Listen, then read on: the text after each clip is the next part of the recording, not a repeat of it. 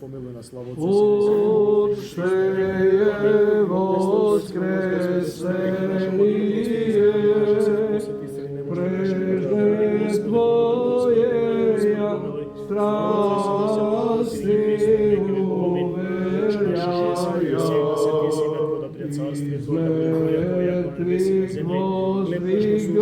еси Лазаря,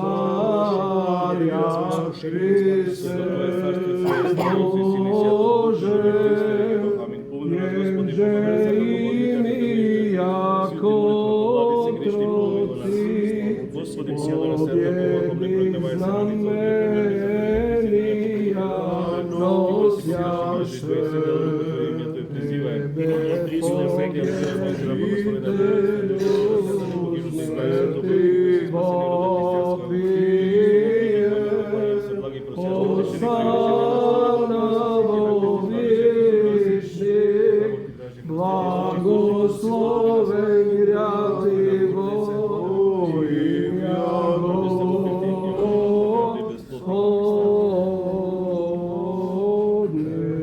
Различен ден, кој по примерот на оние носиме во рацете врбови палмови гранчиња, така како оние народи, деца ти пеја Осана и ние исто така со песни духовни, да достигнеме животворно и тридневно воскресение во Христа Исуса нашиот Господ, со кого си благословен со пресветиот благ и животворен Твој дух, сега и секогаш и во вечни векови.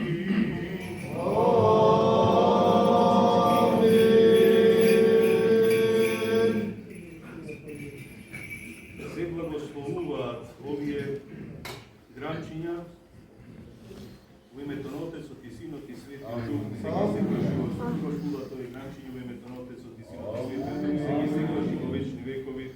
Амбување на Евангелието на својот возлюбен Син Господ наш Исус Христос. Премудрост простом да го изслушаме светото Евангелие. Мир на сите.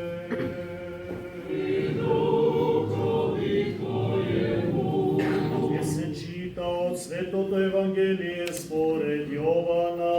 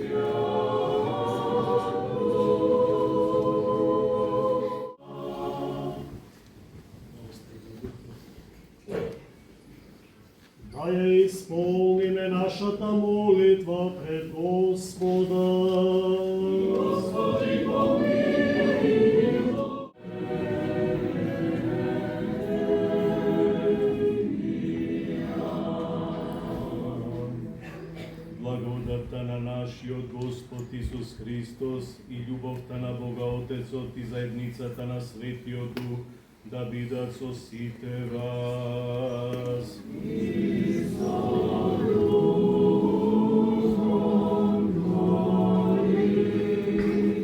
Горе да ги имаме срцата.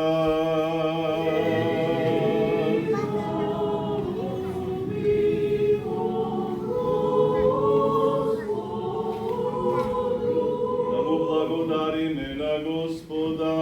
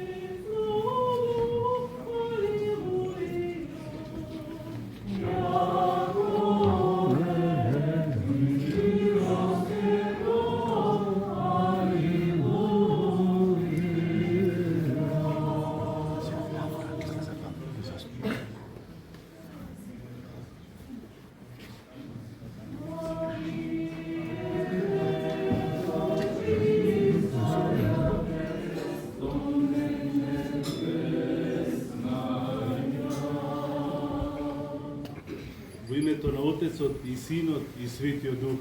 Амин. Возлюбени во Господа, се приближуваме кон крајот на овој подготвителен предвеликденски покајночко радосен период.